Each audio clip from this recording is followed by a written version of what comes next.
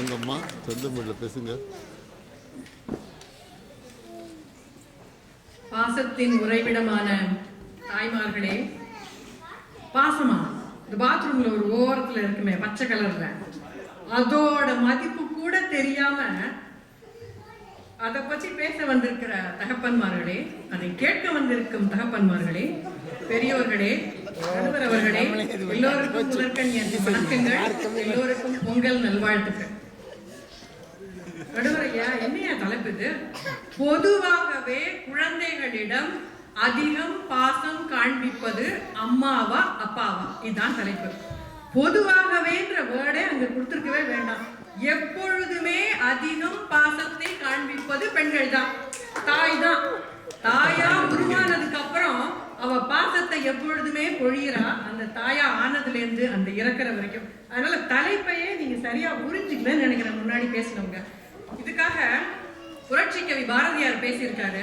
பெண்மை வாழ்க என்ற கவிதையில, பெண்மை வாழ்கவென்று கூத்திடுவோமடா, பெண்மை வெல்கவென்று கூத்திடுவோமடா, வலிமை சேர்ப்பது தாய் முளைப்பாலடா, மானம் சேர்க்கும் மனைவியின் வார்த்தைகள், கலி அழிப்பது பெண்கள் அறமடா, கைகள் கோர்த்து கழித்து நின்று ஆடுவோம், பெண் அறத்தினை ஆண் மக்கள் வீரந்தான் பேணுமாயும் பிற ஒரு தாழ்வில்லை. அதை நீங்க புரிஞ்சுக்கல, அதனாலதான் இப்ப கொஞ்ச நேரத்துக்கு முன்னாடி அதை பத்தி பேசினீங்க.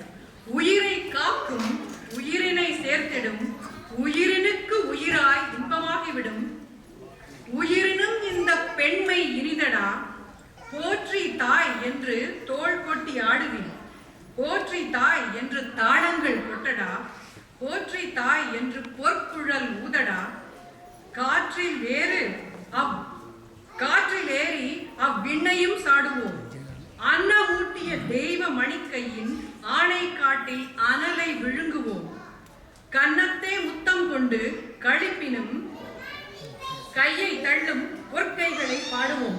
அவ்வளவு பெரிய புரட்சிக்கவி பாரதியாரை பெண்மையும் தாயையும் பற்றி அவ்வளவு அழகா அத்தனை வருஷத்துக்கு முன்னாடி பாடியிருக்க. நீங்க அதை படிக்கவும் இல்லை, புரிஞ்சுக்கவும் இல்லை, அதை பத்தி பேசுறதுக்கு மட்டும் அங்கேயிருந்து வந்துட்டீங்க. நடுவரையா, உங்கள்கிட்ட ஒரே ஒரு ரிக்வெஸ்ட், கொஞ்சம் அம்மா அப்படின்னு சொல்லுங்க, அம்மா அப்படின்னு சொல்லுங்க. அம்மா அம்மான்னு சொல்லும் போதுதான் உங்க உதடு சேருது. சோ அதுல இருந்தே தெரியுது அந்த அம்மாவுக்கு வந்து எவ்வளவு அப்படின்னு. அந்த அம்மான்ற வார்த்தையை கேட்கும் போது அந்த அப்பா சொன்னாலும் ஒண்ணு சேரும். ஆனா அந்த குழந்தை சொல்ற முதல் வார்த்தை அம்மா, அதை முதல்ல ராதிகா சொல்லிட்டாங்க. அதை கேட்கும் போது அவ்வளவு சந்தோஷமா இருக்கும். அந்த அம்மாவுக்கு அந்த அப்பாவுக்கும் தான் ஓடி போய் கட்டி அணைச்சுப்பாங்க, எல்லாம் செய்வாங்க.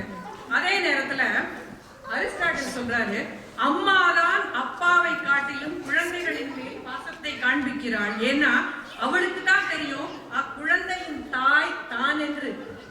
அந்த தகப்பன்மாருக்கு ஒரு டவுட் இருக்கு போல் இருக்கு. அதனாலதான் அந்த மாதிரி அவங்களால பாசத்தை வந்து காமிக்கவே முடியல.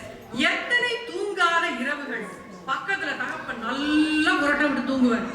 கொஞ்சம் எந்திரிச்சு பாத்துக்கங்க அப்படின்னா ரொம்ப பெரிய மனசு இருக்க மாதிரி, மா ஒண்ணு பண்ண, அடுத்த ரூம்ல போய் நீ குழந்தைய தூங்கினா ரொம்ப நல்லா இருக்கும், இவர் நல்லா தூங்குறதுக்காக.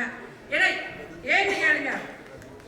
அதனாலதான் அவங்க கூட படுத்துக்கிறதே விரும்ப மாட்டாங்க, அந்த குழந்தை ஒரு அளவுக்கு பெருசாகிற வரைக்கும். திரு மஞ்சுளா சொன்ன மாதிரி கட்டி அணைத்த ஆறுதல் சொல்றது வந்து அம்மா தான். அப்பா ரொம்ப பிராக்டிக்கலா பேசலாம், அதைத்தான் பாலாவும் சொன்னாரு, ஒரு டிஸ்டன்ஸ்ல மெயின்டைன் பண்ணிப்பாங்களா. அம்மா வந்து ரொம்ப ஓவரா பாசத்தை கொடுக்குறாங்களா, அப்படி கிடையாது. எந்த நேரத்துல எந்த மாதிரி அரவணைச்சு கொண்டு போகணுமோ அது அம்மாவுக்கு தான் தெரியும், அப்பாவுக்கு அவ்வளவு தூரம் தெரியாது. 5 பேருக்கு 4 பழத்துண்டு இருந்துச்சுன்னா எனக்கு வந்து அந்த பழமே பிடிக்காது அப்படின்னு சொல்லி பகிர்ந்து கொடுக்கிற பாசம் வந்து அம்மா கிட்ட தான் இருக்கு, அப்பா கிட்ட வந்து கண்டிப்பா கிடையாது. தாய்மார்களே, என் எதிரணி நிமிடங்கள். உலகத்தில் எல்லாம் மாறலாம், ஆனா அம்மாவும் குழந்தைகளுக்கும் இருக்கிற பாசம் மாறவே மாறாது. சைல்டு கஸ்டடின்னு ஒரு குழந்தைக்கு எடுத்து கொடுக்குறாங்கன்னு வச்சுக்கோங்க, அது யாருக்கு கொடுக்குறாங்க? தகப்பன்மார்களுக்கா கொடுக்குறாங்க? கண்டிப்பா கிடையாது, அம்மாவுக்கு தான் அது கிடைக்கும். அம்மாவின் இதயம் வந்து ஒரு சிறந்த பள்ளிக்கூடம். அவள் 100 ஆசிரியர்களுக்கு சமம். ஒரு புத்தகத்தை போல தன்னுடைய குழந்தையை படிக்கிறாள். அந்த அப்பாவார்கள் அதே நேரத்துல குமுதம், ஆனந்த விடன், கல்கண்டு இதெல்லாம் தான் படிப்பாங்க. அதுதான் அவங்களுக்கும் இவங்களுக்கும் ஒரு வித்தியாசம். குழந்தையின் ஒவ்வொரு பருவத்தை மழை பொழிகிறாள். கொண்டு வந்தால் தந்தை, கொண்டு வந்தாலும் வராவிட்டாலும் தாய். பாசத்தால் அவள் நல்லவனை நல்லவனாக திருத்துவாள், கெட்டவனையும். அரசன் சாலமன் சபையில் நடந்த கதை எல்லாருக்கும் தெரியும், அதை நான் திருப்பி சொல்லணுங்கிற அவசியம் இல்லை. இருந்தாலும் நடுவர் அவர்களே, உங்களோட முன்னுரையில சொன்னீங்க, பாலாவும் சொன்னாரு, தாயும் கோவில்ல வாரத்தை எடுத்து வைக்கலாம், அதே மாதிரி வரங்கள் பெறவும் அங்கதான் போறோம். அதனால அங்க மட்டும்தான் கிடைக்கும். சரி, எல்லா படத்தையும் பாத்தீங்கன்னா தாய் சொல்லை தட்டாதே, தாய்க்கு பின் தாரம், எல்லாம் தாய்க்கு தான் முக்கியத்துவம் கொடுத்திருக்காங்க. அதுல இருந்தே உங்களுக்கு தெரியலையா, தாய்க்குத்தான் பாசத்தை